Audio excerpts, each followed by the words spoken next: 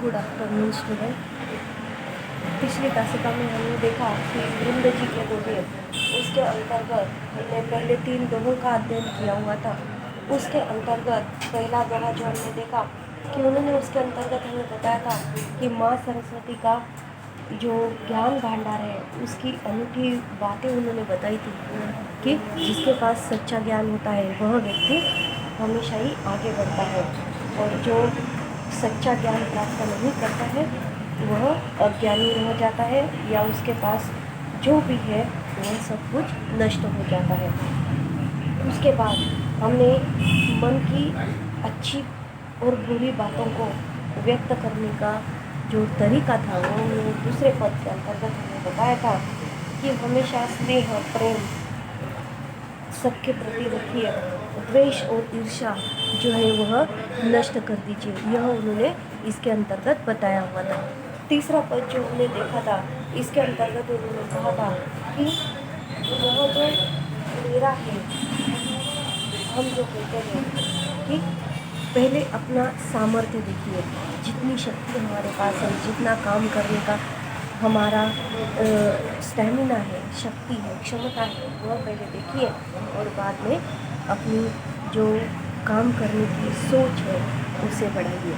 यह उन्होंने कहा था। अभी नेक्स्ट पद में हम देखते हैं, फेर न करे है कपट सो, जो कीजे व्यापार, जैसे हांडी काट की चढ़े न दूजी बार।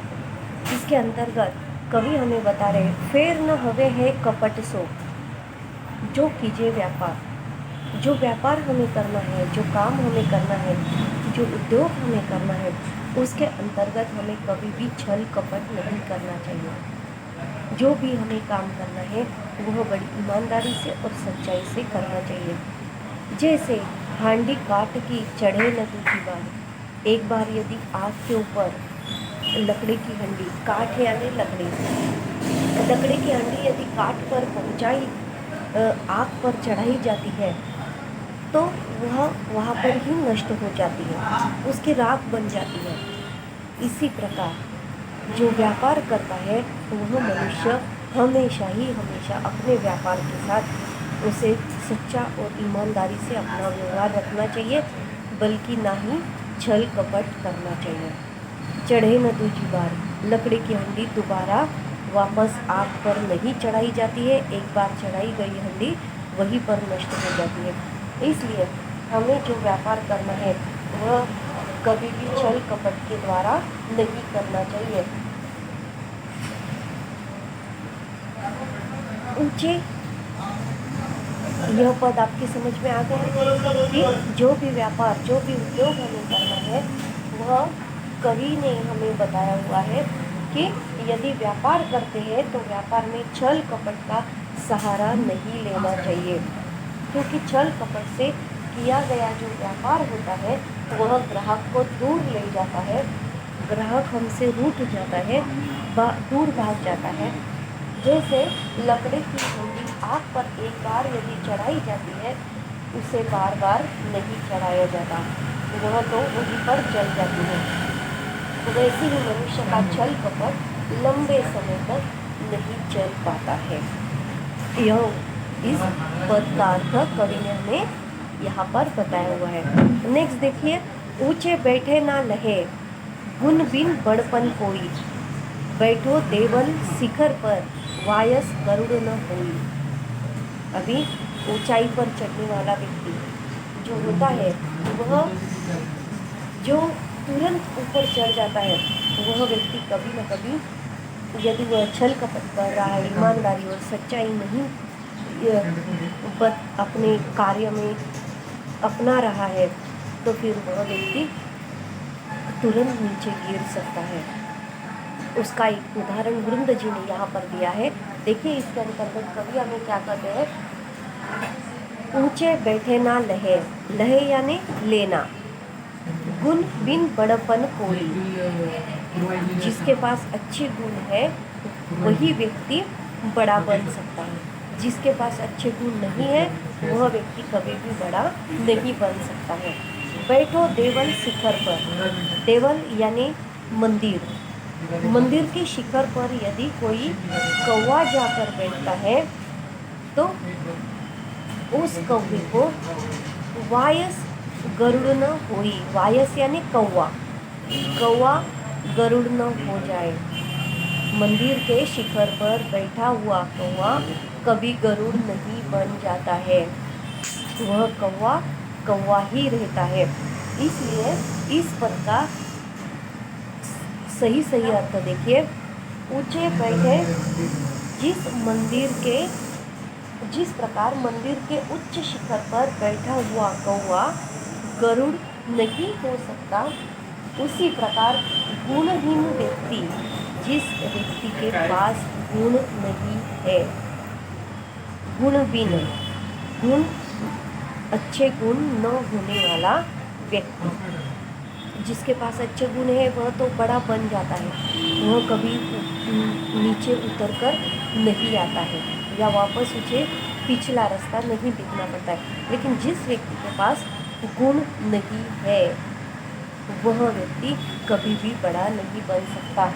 देखिए उसका अर्थ है, जिस प्रकार मंदिर के उच्च शिखर पर बैठा हुआ कौवा गरुड़ नहीं बन जाता, उसी प्रकार गुणहीन व्यक्ति उच्च स्थान पर बैठने मात्र से बड़ा नहीं हो जाता।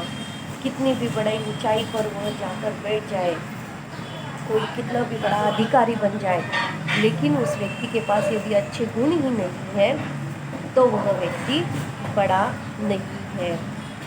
यह कवि हमें बता रहे हैं। इसलिए हमारे पास क्या होना चाहिए, अच्छे गुण होने चाहिए, अच्छे कार्य करने की क्षमता होनी चाहिए और हमारी सोच, हमारे विचार हमेशा अच्छे होने चाहिए। यह कवि ने यहाँ पर बताया हुआ है। नेक्स्ट पद देखिए, उद्यम कबहू न छाड़िए पर आस के मोदक, गागरी कैसे फोरिए उनयो देखी पयोद।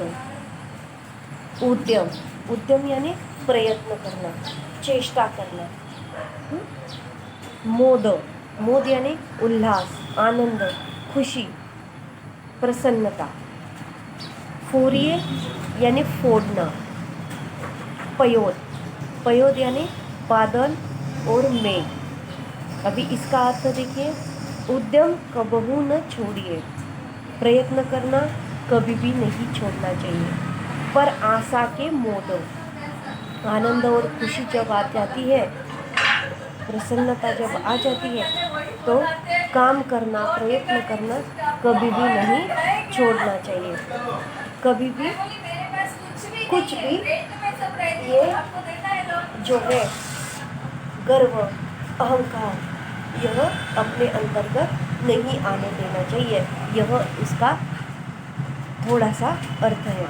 तो यह देखिए, अभी कवि इसके अंतर्गत हमें क्या बताते हैं कि जब मेघ बहुत ही गरज रहे हैं, बादल छाए हुए हैं, पूरा मेघ बरसने की तैयारी हो गई है, और मेघ बरसने की तैयारी जब हो जाती है तब कवि ने कहा है कि मेघ बरसे नहीं है, सिर्फ बादल मंडरा रहे हैं, बादलों ने अपना रूप बदल दिया है। तो क्या अपने घर में भरे हुए पानी के मटके जो है वो हमें पानी फेंक देना चाहिए या फिर मटका फोड़ देना चाहिए कि चलो बादल आ गया है, अभी पानी आएगा, मेघ बरसेंगे तो घर में जो घाघर है तो वो फोड़ दिए जाए? तो नहीं, कवि ने इसके द्वारा हमें क्या बताया है, देखिए कि जिस तरह बादलों का उमड़ा हुआ देखकर पानी से भरे हुए घड़े को फोड़ देना हमारी मूर्खता है।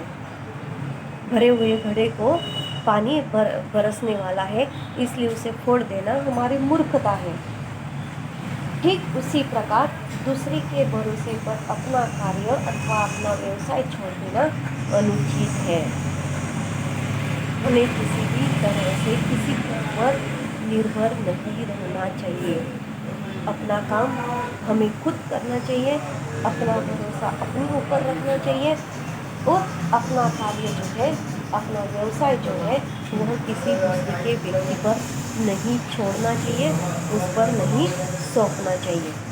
अपना काम, अपना व्यवसाय, अपना कार्य हमें खुद करना चाहिए, बल्कि दूसरे के भरोसे पर नहीं। इसलिए कवि ने यह बादलों का उदाहरण दिया है कि बादल गरजने वाले हैं तो घड़े फोड़ने की क्या ज़रूरत है। उसी प्रकार शब्दशार्थ उसका भी पूरा देखिए कि प्रयत्न करना कभी भी नहीं छोड़ना चाहिए। अपना व्यवसाय हमें बहुत ही खुशी, आनंद और प्रसन्नता देता है, तो उस प्रसन्नता को हमें हमेशा प्राप्त करना जरूरी है।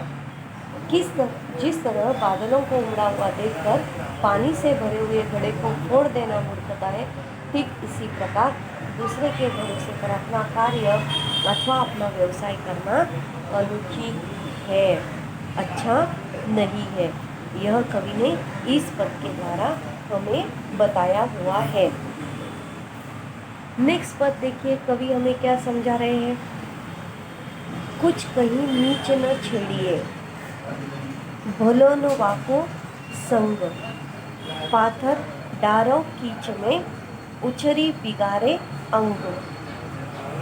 पाथर यानी पत्थर, कछु कहीं नीच न छेड़िए।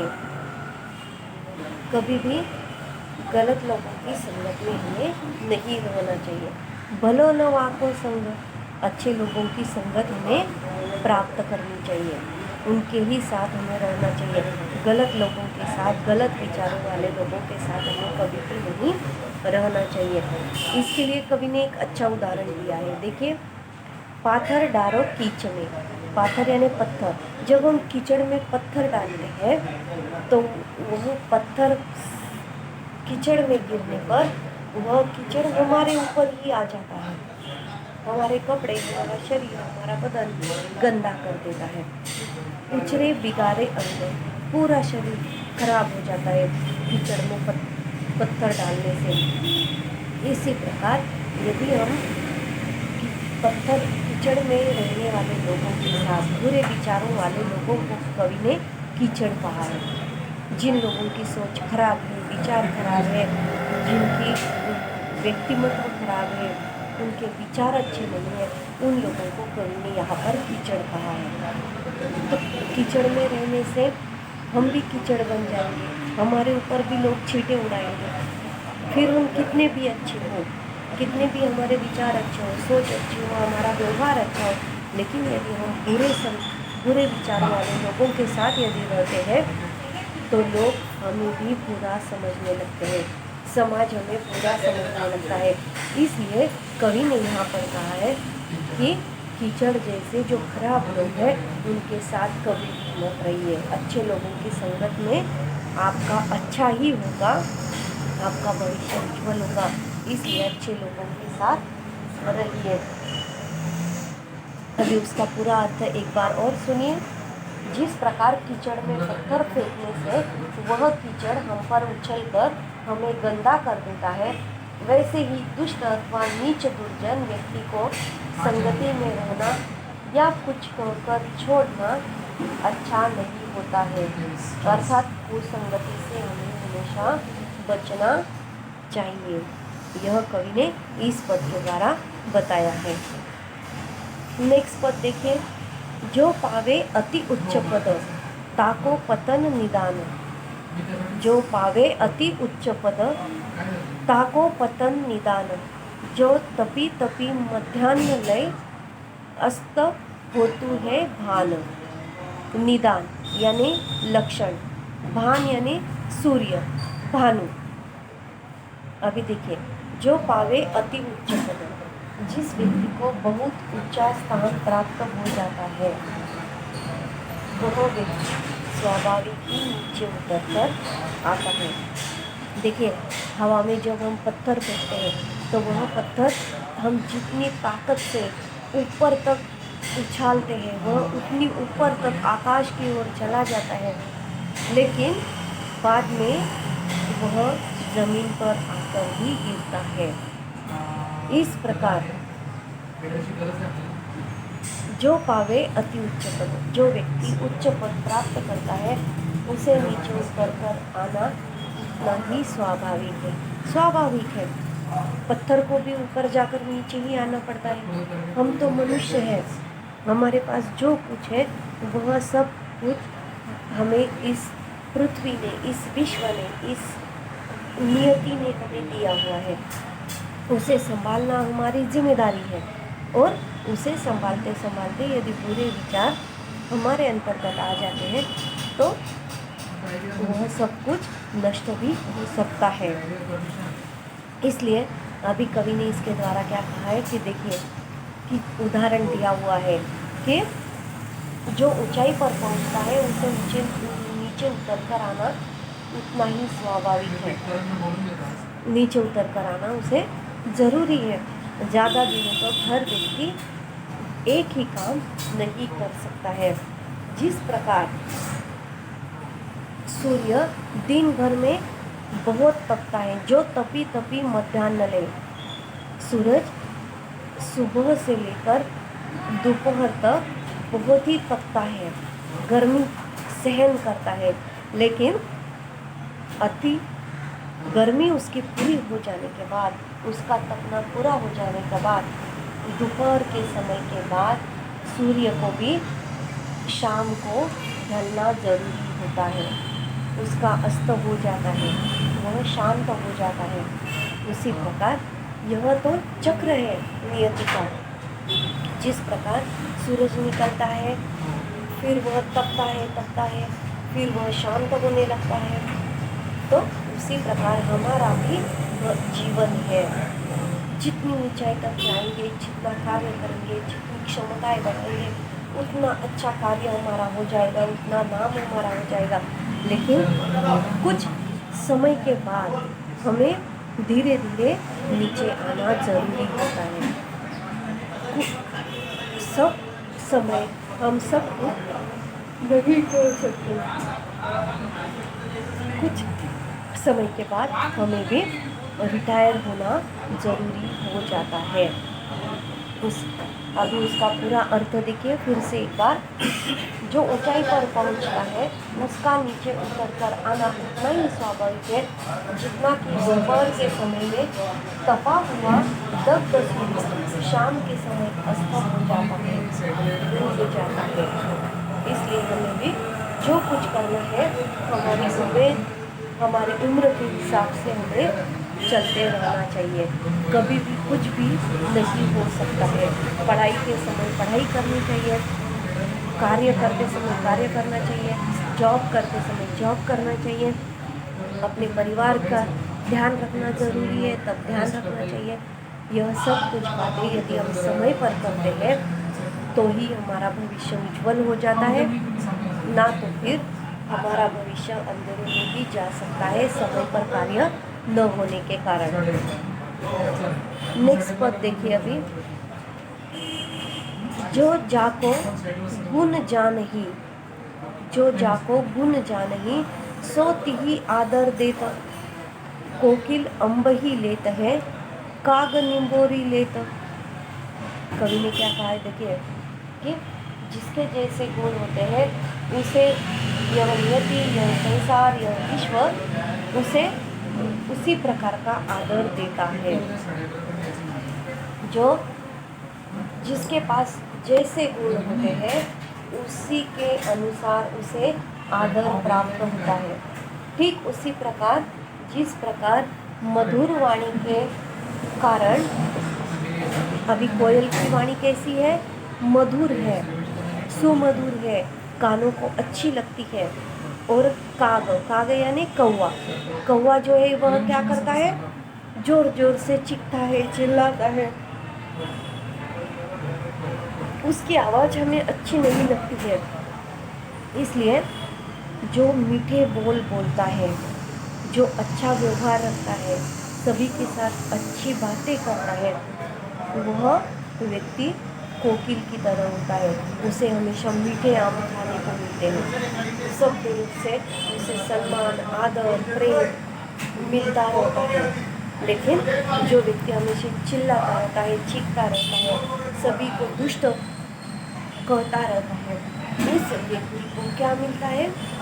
जो हमारा कड़ूनीम का पेड़ होता है, उसी जो निम्बोरी आती है, यानी कड़ू नीम के पेड़ की जो फल होता है, नीम का फल जो पीली पीली नींबूनी होती है, वो नहीं होती है तो हरी दिखती है, और जब फिर पक जाती है तो वह पीले रंग की हो जाती है, वह बहुत ही कड़वी होती है। तो काकों को क्या खाने को मिलता है? वह कड़ू नीम का फल खाने को मिलता है। और कोकिल जो है वह अच्छा बोलती है, अच्छा गाना गाती है, सबके साथ अच्छा व्यवहार करती है, इसलिए उसे हमेशा मीठे आम खाने को मिलते हैं। उसी प्रकार सबके साथ हमारा व्यवहार अच्छा होना चाहिए, अच्छे गुण हमारे पास होने चाहिए, हमारा व्यक्तित्व अच्छा होना चाहिए, तो हमें भी इस समाज में आदर और सम्मान मिलेगा, और कोकिल की तरह हमें भी अच्छे मीठे आम खाने को मिलेंगे। उसका भी पूरा अर्थ देखिए, जिसके पास जैसे गुण होते हैं उसी के अनुसार उसे आदर प्राप्त होता है। ठीक उसी प्रकार जिस प्रकार मधुर वाणी के कारण कोयल को मीठे आम प्राप्त होते हैं, और कर्कश आवाज का ध्वनि कौवा जो है वह कड़वी निंबोरी ही ले पाता है, उसे मीठा आम नहीं मिल पाता है। तो यह इस पद का अर्थ हुआ। अभी नेक्स्ट पद देखिए, आप अकारज आपनो करत कुबुद के साथ पाय कुल्हाड़ी आपने मारत मूर्ख हाथ। आप अकारज आपनो करत कुबुद के साथ पाय कुल्हाड़ी आपने मारत मूर्ख हाथ। अभी कवि ने इस पद के द्वारा हमें क्या बताया है? अविवेक के साथ कुबुद, कुबुद यानी अविवेकी व्यक्ति, मूर्ख व्यक्ति, सोच विचार न रखने वाला व्यक्ति, अच्छी बुद्धि न रखने वाला, जिसकी सोच खराब है, वह व्यक्ति जो होता है वह खुद अपने पैरों पर अपने ही हाथों से कुल्हाड़ी मार लेता है। मारत मूर्ख हाथ, अपने ही हाथों से अपने पैरों पर कुल्हाड़ी मार लेता है और अपना भविष्य अंधेरे में लेकर चला जाता है। तो देखिए, अभी उसका अर्थ पूरी तरह से, अविवेक के साथ किया गया कार्य स्वयं के लिए हानिकारक ही सिद्ध होता है। अविवेक के साथ, मूर्खता के साथ किया जाने वाला जो कार्य होता है वह स्वयं के लिए हानिकारक सिद्ध होता है। मूर्ख व्यक्ति अपनी नासमझी के कारण ऐसा कार्य कर बैठता है कि अपने ही पैर पर अपने हाथों से कुल्हाड़ी मार बैठता है, अपना ही अहित कर बैठता है। अपना हित किसके अंतर्गत है उसे समझ में नहीं आता है। बुरे लोगों के साथ, बुरे विचारों के लोगों के साथ उनकी संगत में आकर वह व्यक्ति क्या करता है? अपने पैरों पर कुल्हाड़ी मार लेता है, गलत काम कर बैठता है। तो इस पद का सादा और सिंपल सा अर्थ यहाँ पर है कि हमें मूर्ख व्यक्ति के साथ नहीं रहना चाहिए, अपना कार्य खुद करना चाहिए, और विवेकी लोगों के साथ, बुद्धिमान लोगों के साथ, अच्छे विचारों वाले लोगों के साथ हमें रहना चाहिए। अविवेकी बुरे विचार अपने अंदर हमें नहीं आने देने चाहिए। यह कवि ने इस पद के द्वारा हमें बताया हुआ है। लास्ट पद देखिए अभी, कुल कपूत जान्यो परे लखी शुभ लक्षण गात होनहार बीरवान के होत चिकने पात। अभी कुल कपूत जानो परे, कुल यानी अपने घर का छोटा सा बच्चा, कुल दीपक, कुल यानी कुल दीपक, कपूत यानी बुरे विचारों वाला, जिसे कुपुत्र कहा जाता है। लखी सब लक्षण गात, गात यानी शरीर, देह, होनहार प्रभावशाली, बीरवान बीरवान यानी पेड़ पौधे। अभी देखिए कवि ने इस पद में जो आखिरी पद यहाँ पर दिया हुआ है उसके अंतर्गत देखिए कितनी अच्छी बात हमें बताई हुई है। देखिए, पालने में कपूत जानो परे लखी शुभ लक्षण गाता। लक्षण यानी लक्षण, लक्षण यानी लक्षण। छोटे बच्चे के लक्षण जो है तो वह पालने में ही दिखाई देते हैं, पालने में ही समझ में आ जाते हैं कि वह बड़ा बनकर उसका भविष्य कैसा होने वाला है। यह कवि हमें बता रहे हैं। पालने में बच्चे के लक्षण देखकर भी उसके अच्छे और बुरे होने का पता चल जाता है। उसका भविष्य हमें किस प्रकार का होने वाला है वह पता चल जाता है। ठीक वैसे ही जैसे किसी पौधे के चिकने पत्ते देखकर उसके पल्लवित होने का पता लग जाता है। पौधे को हम लगाते हैं, कुछ पौधे जो है वह फल फूल सब कुछ देते हैं, लेकिन कुछ पौधे जो होते हैं वो सिर्फ कांटों से भरे हुए होते हैं। तो उन्हें फूल आते हैं, न अच्छा उसका उपयोग हो पाता है, ना वह कुछ काम के हैं, वह बिना काम के ही उगे हुए हैं। तो उसकी हमें कोई ज़रूरत नहीं होती है, वह एक पृथ्वी पर बोझ बन जाता है, सिर्फ दिखावा होता है, लेकिन काम उसका हमें कुछ नहीं होता है।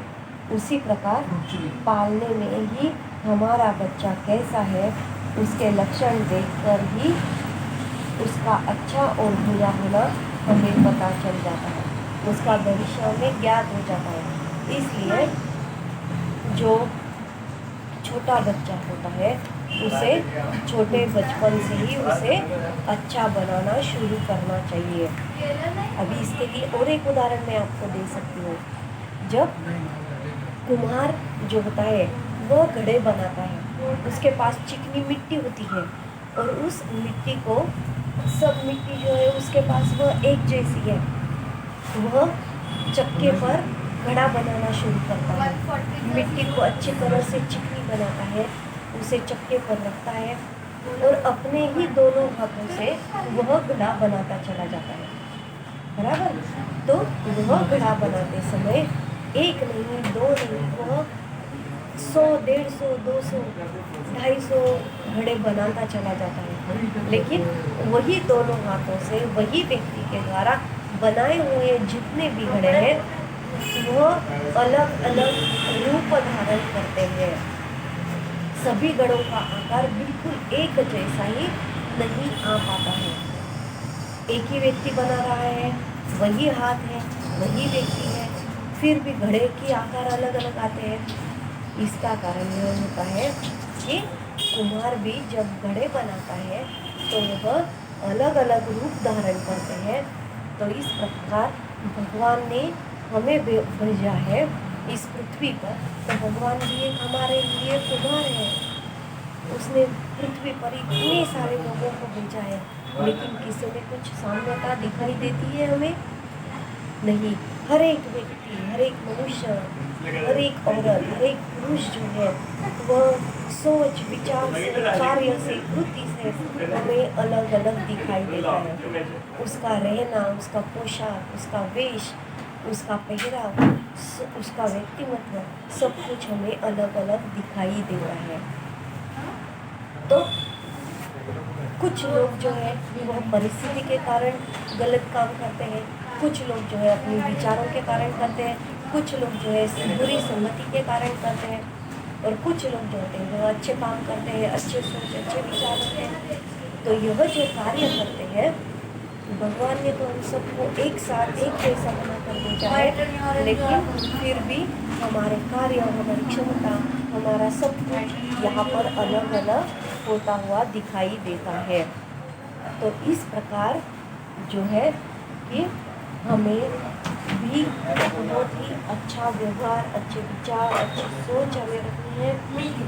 कोयल की तरह उनके आम हमें खाने को मिलने चाहिए, समाज में हमें आदर और सम्मान मिलना चाहिए।